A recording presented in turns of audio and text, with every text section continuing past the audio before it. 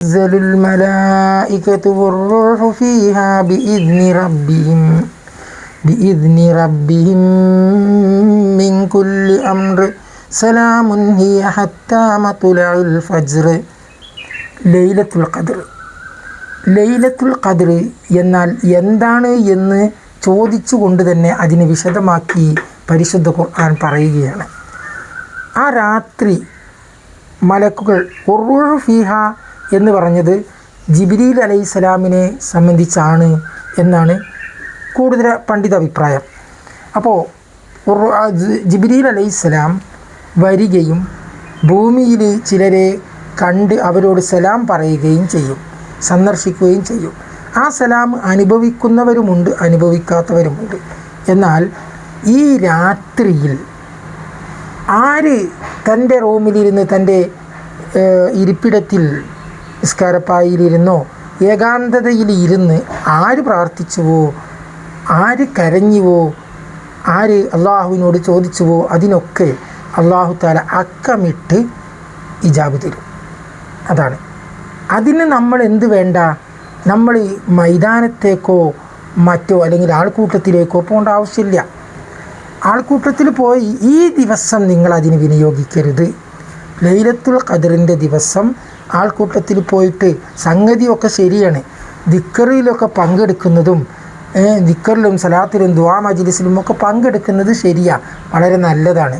പക്ഷേ ഏകാഗ്രതയിൽ ഒരു മനുഷ്യനിക്ക് സ്വന്തം പഴയകാല തെറ്റുകളെക്കുറിച്ച് ഓർത്ത് സങ്കടപ്പെട്ട് കരയാൻ കഴിയുമെങ്കിൽ അത് ഈ മൈതാനിയിൽ കിട്ടിക്കൊള്ളണമെന്നില്ല. സ്വന്തം വലിയ വലിയ വീടുകളൊക്കെ ഉണ്ടാക്കിയിട്ടിട്ടില്ലേ, വലിയ വലിയ വീടുകളാണ് ഇന്നത്തെ കാലത്ത്, എന്തോ ഒരു സെറ്റപ്പിലുള്ള വീടുകളാണ് ഓരോരുത്തർക്കുള്ളത്. ആ വീടിൻ്റെ റൂമിലിരുന്നിട്ട് ഈ പറഞ്ഞ കേണപേക്ഷകൾ അള്ളാഹുവിനോട് കേണപേക്ഷിച്ചുകൂടെ, ഈ തൗബ അള്ളാഹുവിനോട് തൗബ ചെയ്തുകൂടെ? അങ്ങനെയാണ് ചെയ്യേണ്ടത്. ഒരു മനുഷ്യൻ അവൻ്റെ മനം നൊന്ത് ഒറ്റയ്ക്കിരുന്ന് കരഞ്ഞ് അള്ളാഹുവിനോട് പറയുന്നുണ്ടെങ്കിൽ അതിൻ്റെ ശക്തി ഈ കൂട്ടത്തിലൊന്നും കിട്ടില്ല. അല്ലെങ്കിൽ പിന്നെ പള്ളിയിൽ പോയിരുന്നിട്ട്, പള്ളിയിൽ ഇഅ്തികാഫ് ഇരുന്നിട്ട് അവിടെ നിന്ന് ഖുർആൻ ഓതിയിട്ട് അള്ളാഹുവിനോട് ഒറ്റയ്ക്കിരുന്ന് പറയണം. അവിടെയും അങ്ങനെ തന്നെയാണ്, ഒറ്റയ്ക്കിരുന്ന് പറയുക. ഒറ്റയ്ക്കൊരുത്തൻ കരഞ്ഞ് പറയുന്നതിനാണ് കൂടുതൽ സ്ഥാനമുള്ളത്. അവിടെയാണ് അതിൻ്റെ സ്ഥാനം. ഏതെങ്കിലും ഒരാൾ, ഒരു ഉസ്താദ് നിരോളിച്ചിട്ട് അദ്ദേഹം നിരോളിച്ചു കൊണ്ട് പ്രാർത്ഥിക്കുക, നമ്മളൊക്കെ മുന്നിലിരുന്നിട്ട് ആമീൻ പറയുക, അതിനല്ല വാല്യം. അത് നല്ലതാണ്, ഉസ്താദ് അങ്ങനെ പ്രാർത്ഥിച്ചു ദുആ ഇരക്കുന്നതൊക്കെ നല്ലതാ. ആ കൂട്ടത്തിൽ ഇരുന്നു കൊണ്ട് നമ്മൾ ആമീൻ പറയുന്നത് നല്ലതാ. അങ്ങനെ ആമീൻ പറയുമ്പോൾ നമ്മൾ മാത്രമല്ല, അവിടെ മലക്കുകളുമുണ്ട് ആമീൻ പറയാൻ. അത് ഏതെങ്കിലും ഒരുത്തൻ്റെ ആമീന് സ്വീകരിച്ചിട്ടുണ്ടെങ്കിൽ ആ ഉസ്താദ് പറഞ്ഞ ദുആയിൽ പറഞ്ഞ കാര്യമെന്തോ അത് നിറവടിയാകും, അതിന് ഇജാബത്ത് കിട്ടും. പക്ഷേ അത് എല്ലാവർക്കും അതുകൊണ്ട് ഫായിദയുണ്ടായിക്കൊള്ളണമെന്നില്ല. എല്ലാവർക്കും ഫായിദയുണ്ടാകുന്ന ഒരു കാര്യമാണ് ഞാൻ ഇന്ന് ഈ കലിമാസ് ചാനലിലൂടെ നിങ്ങളുടെ മുന്നിലേക്ക് എത്തിക്കുന്നത്.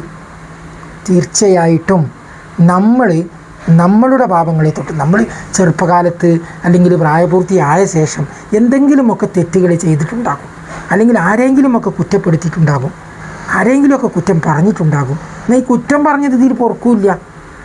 അഥവാ പടച്ചോനെ ഞാൻ ഇന്ന ആളെക്കുറിച്ച് കുറ്റങ്ങൾ പറഞ്ഞിട്ടുണ്ട്, നാളെ അത് ഞാൻ പോയിട്ട് അവനെക്കൊണ്ട് പൊരുത്തപ്പെടിപ്പിച്ച് കൊള്ളാം, ഇന്നെനിക്ക് എൻ്റെ മാപ്പ് നീ എനിക്ക് അനുവദിച്ച് തരണേ, എനിക്ക് മാപ്പാക്കി തരണേ എന്നൊരു പ്രാർത്ഥന പറയുകയാണെങ്കിൽ അള്ളാഹു തആല സ്വീകരിച്ചു തന്നിരിക്കും. കാരണം നാളെ നീ ചെയ്യുമോ ചെയ്യില്ലേ എന്ന് അള്ളാഹുവിനറിയാം.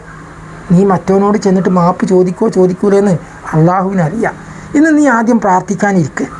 എന്നിട്ട് നിൻ്റെ പ്രാർത്ഥനയിൽ നിനക്ക് എന്തൊക്കെ ഏകാഗ്രത കിട്ടുന്നു, നിനക്ക് എന്തൊക്കെ പറയാൻ, എന്തൊക്കെ സങ്കടങ്ങൾ വരുന്നു എങ്കിൽ അതാണ് നിൻ്റെ വിജയം.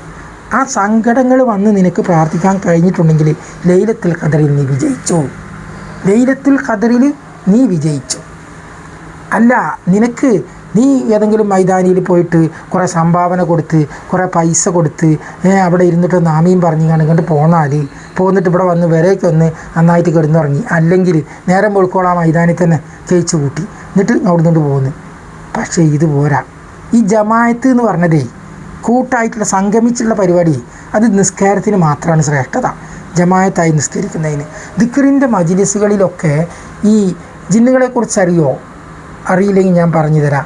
ജിന്നുകളിൽ ശൈത്താന്മാർ എന്ന് പറയുന്നൊരു വിഭാഗവും ജിന്ന് എന്ന് പറയുന്നൊരു വിഭാഗവുമുണ്ട്. ഈ ജിന്ന് എന്ന് വിളിക്കപ്പെടുന്നത് തനതായ ജിന്നുകളാണ്.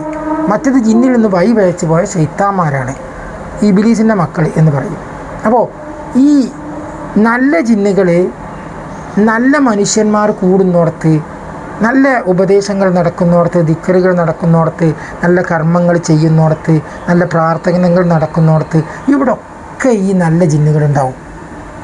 അതേ സ്ഥാനത്ത് ചീത്ത ശൈത്താന്മാർ എന്ന് പറയുന്നവർ അവർ കക്കൂസിൽ, കുളിമുറിയിൽ, അതുപോലെ തമ്മാടിത്തം നടക്കുന്നിടത്ത്, കൊല നടക്കുന്നിടത്ത്, കുറ്റം പറയുന്നിടത്ത്, ചീത്ത പറയുന്നിടത്ത്, ഏസണി പറയുന്നിടത്ത്, ഇങ്ങനെയുള്ള വേണ്ടാവൃത്തി എവിടെയുണ്ടോ അവിടെയൊക്കെ അവരുടെ വാസകേന്ദ്രങ്ങളാണ്. അവിടെ അവരതിന് പ്രേരിപ്പിച്ചുകൊണ്ടേയിരിക്കും. ഇവിടെ ഇവരതിന് പ്രേരിപ്പിച്ചുകൊണ്ടിരിക്കും. മാത്രമല്ല, ഒരാൾ അള്ളാഹുവിനോട് കേണപേക്ഷിച്ചിട്ട് ഒറ്റയ്ക്ക് ഇരുന്ന് കരഞ്ഞ് പ്രാർത്ഥിച്ചാലേ ഒരു തുള്ളി കണ്ണീര് പൊട്ടിയാൽ മതി. അപ്പോൾ തൻ്റെ അടുക്കലുള്ള സമീപത്തുള്ള മലക്കുകളും ജിന്നുകളും ആമീൻ പറയുകയും അതോടൊപ്പം ജിന്നുകൾ കരയുമെന്ന് വരെ പറയുന്നുണ്ട്. അവൻ്റെ സങ്കടം കണ്ടിട്ട് ജിന്നുകൾ കരഞ്ഞ് അള്ളാഹുവിനോട് പ്രാർത്ഥനയ്ക്ക് വേണ്ടി യാചിക്കുമെന്ന് അങ്ങനെ വരെ ചരിത്രങ്ങളിൽ കാണുന്നുണ്ട്. അപ്പോൾ അതൊക്കെ ഉണ്ടായിട്ടും ഇതൊക്കെ മനസ്സിലാക്കിയിട്ടും നമ്മൾ ഈ രാവിനെ വിട്ടുകളയുക എന്ന് വെച്ചാൽ അത് വളരെ നഷ്ടമാണ്. നമുക്ക് പ്രശ്നങ്ങളില്ല എന്ന് നിങ്ങൾക്ക് പറയാനാവുമോ? വലിയ വലിയ ബ്രഹ്മാണ്ടങ്ങൾ കയറ്റി, വലിയ വലിയ മണിമാളികകൾ കയറ്റി സുഖിച്ച് ജീവിക്കുന്നവർക്കും ചെറിയ കൂടപ്പരയിൽ ജീവിക്കുന്നവർക്കും തെണ്ടി നടക്കുന്നവർക്കും കൈ കാട്ടി നടക്കുന്നവർക്കും ഒക്കെ പ്രശ്നങ്ങളുടെ മലകളുണ്ട്. ഇവർക്കെല്ലാവർക്കും ഈ ഒരു ദിവസം കരുണീയ ദിവസമാണ്. സമ്പന്നനായി എന്ന് വെച്ച് അവനക്ക് ഈ പ്രാർത്ഥനയിൽ പങ്കെടുക്കാതിരിക്കണമെന്നുണ്ടോ? അല്ലെങ്കിൽ ഈ പ്രാർത്ഥനയിൽ പങ്കെടുക്കണ്ട, അവനക്കെല്ലാം കിട്ടി എന്ന് തികഞ്ഞി എന്ന് തോന്നുന്നുണ്ടോ? ഇല്ല. സമ്പത്തുണ്ടായി എന്ന് വെച്ച് ഒരിക്കലും അവനക്ക് ഇത് കൂടാതെ കഴിയില്ല. ഈ ദിവസം എല്ലാവർക്കും ആവശ്യമാണ്. നമ്മൾ നോമ്പ് അനുഷ്ഠിക്കുന്ന ഒരു മുസൽമാനക്ക് അള്ളാഹു തരുന്നൊരവസരമാണ് മക്കളെ ഈ ദിവസം, ഈ ലൈലത്തുൽ ഖദറിൻ്റെ ദിവസം. അപ്പോൾ നിങ്ങൾ ചോദിക്കും, ലൈലത്തുൽ ഖദർ 27-ന് ഉണ്ടായില്ല, 27-ാം രാവിലെ ഉണ്ടായില്ലെങ്കിലോ? ആയിക്കോട്ടെ, നമ്മൾ പരിശ്രമിക്കുന്നതിനാണ് അള്ളാഹു കൂലി തരിക. ഒരാൾ ഒറ്റപ്പെട്ട രാവിലെ, റമദാൻ്റെ ഒറ്റപ്പെട്ട രാവിലെ ഇങ്ങനെ എന്നും ലൈലത്തുൽ ഖദറിനെ കിട്ടാൻ വേണ്ടിയിട്ട് എല്ലാ ഒറ്റപ്പെട്ട രാവുകളിലും ഇങ്ങനെ പരിശ്രമിക്കുന്നുണ്ടെങ്കിൽ തീർച്ചയായിട്ടും അള്ളാഹു കരുണീയനല്ലേ. ആ പരിശ്രമം കാണാതിരിക്കുമോ? അവനക്ക് അതിൻ്റെ അനുഭവം അള്ളാഹു നൽകും തീർച്ചയായിട്ടും. ലാ ശക്ക ഫീഹി, അതിലൊരു സംശയവുമില്ല. അതുകൊണ്ട് തീർച്ചയായിട്ടും നിങ്ങൾ ഇന്നേ ദിവസം നഷ്ടപ്പെടുത്താതിരിക്കുക. ഇന്നേ ദിവസം എന്ന് പറയുമ്പോൾ ഈ ദിവസം മാത്രമല്ല കേട്ടോ, 27-ാം രാവ്, 29-ാം രാവ്, ഈ 2 ദിവസങ്ങളാണ് ഇനി നമുക്ക് മുന്നിലുള്ളത്. ഈ 2 ദിവസങ്ങൾക്കുള്ളിൽ ലൈലത്തുൽ ഖദർ ഉണ്ടാവും. ഈ 2 ദിവസങ്ങൾ നിങ്ങൾ ഇതിനു വേണ്ടി പരിശ്രമിക്കുക. ഇൻഷാ അള്ളാഹ് നമ്മുടെ പ്രധാനപ്പെട്ട വിഷയങ്ങൾ അള്ളാഹുവിനോട് ചോദിക്കുകയും അതുപോലെ പടച്ചോനെ ആഖിറത്തിൽ വിജയം തരണേ, മരണശേഷം വിജയം തരണേ എന്ന് പ്രാർത്ഥിക്കുകയും ജീവിതത്തിൽ ഹിദായത്ത് തരണേ എന്ന് പ്രാർത്ഥിക്കുകയും അതുപോലെ പടച്ചോനെ എൻ്റെ മക്കളെ നേർവഴിക്ക് ആക്കണമേ, എൻ്റെ കുടുംബമിത്രാദികളിലും അതുപോലെ നേർവഴിയിലാക്കണമേ എന്നുള്ള പ്രാർത്ഥനകളൊക്കെ പ്രാർത്ഥിക്കുകയും ചെയ്യണം. അത് നിർബന്ധമാണ്. അങ്ങനെ ഇനി നിങ്ങൾക്ക് ഈ വേർഡ് നിങ്ങൾക്ക് ഞാൻ പറഞ്ഞു തരേണ്ട ആവശ്യമില്ല, നിങ്ങൾക്ക് തന്നെ ഉണ്ടാവും. ഞാൻ എന്താ പ്രാർത്ഥിക്കുക എന്ന് നിങ്ങൾ ചോദിക്കരുത്. അതിനു വേണ്ടിയാണ് ഞാൻ ഈ വാക്കുകളൊക്കെ പറഞ്ഞത്. ഇൻഷാ അല്ലാഹ് നമുക്ക് വീണ്ടും ഒരു വീഡിയോയുമായിട്ട് കാണാം. അസ്സലാമു അലൈക്കും വറഹ്മത്തുള്ളാഹി വബറകാതുഹു.